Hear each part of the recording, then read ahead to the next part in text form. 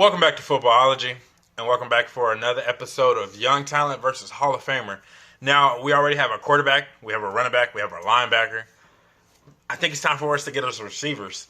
And so, in this episode, I got two guys that are going head-to-head that are going to be really interesting, as you guys can see.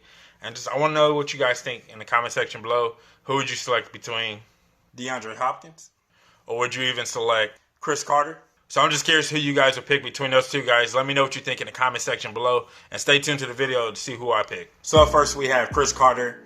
One of the one receivers that I know nothing about. I'm going to be 100% honest with you guys. But I remember watching NFL Network and they were talking about the top 10 hands in the league. And Chris Carter was on that list. If I remember correctly, I think he was number one. And so for me, I was like, well, what? I have to do research. And so I never got to see Chris Carter play. I never got to see anything with Chris Carter in it as far as games. But I understood his story because I watched Football Life and I seen that he was in Philadelphia and he had that whole turmoil in Philadelphia and he went to Minnesota to revive his career and he came on as one of the greatest receivers of all time. And so in my mind it was Jerry Rice. But then people were talking about Chris Carter. So then I started to watch highlights. I started to watch anything I could find on Chris Carter and I realized this man was doing Odell stuff before Odell. It's crazy. And so I had no idea. I'm gonna be completely honest with you guys. But to watch Chris Carter highlights and just to see the things that he was able to do, and you think about the receivers that are in today's game, he is today's receiver. And I think that's one reason why he was so dominant. He was a guy that can route run. He is a guy that can catch any ball in his radius. He was a guy that was going to catch any ball by any means necessary. And so it was really cool to watch everything that he was doing. I wish I could have watched more games with him in him and just see what he was able to do all the time. Like Barry Sanders, I just want to see that all the time. And so it was just pretty cool, honestly. And so I think personally when it comes down to Chris Carter, I can see why people feel like he was one of the greatest receivers of all time. And sometimes he just doesn't get that credit that he deserves as being one of those great receivers because of his hands and his route running ability. And then sometimes his speed kind of flashes on film and you're just what the hell is that? I really didn't know that Chris Carter had the complete package. But like I said, he's in today's NFL league receivers. I think he could be in today's league and dominate in today's league realistically.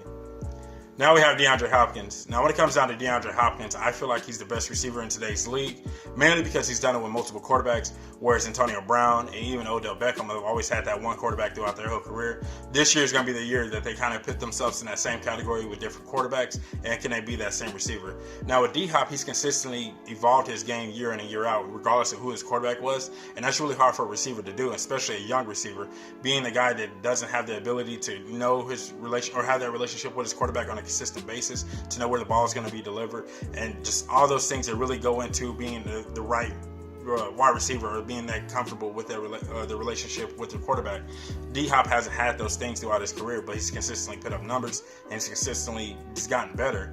Now with both of these guys, with Chris Carter and D-Hop, they both can track the ball the best. They have that elite ball tracking ability, and that's just not over the top, over their head, but I'm talking about while the ball's in the air, their hand-eye coordination is just wild.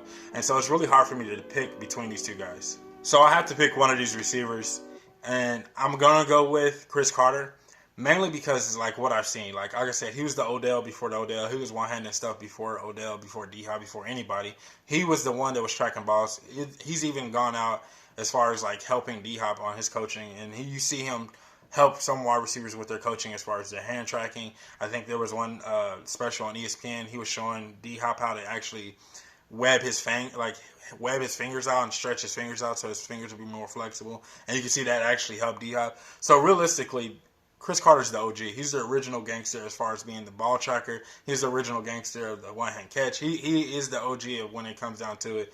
So why wouldn't you want that guy on your team or on your roster? So in this case, I would have to go with Chris Carter. I think it's just the smartest decision. Pit him with Patrick Mahomes and Barry Sanders, and I think we can have an elite offense for sure.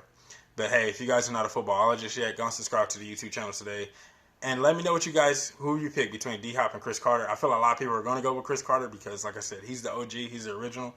But it was a hard decision for me to definitely decide. Let me know what you guys think in the comment section below. And stay safe, football fans.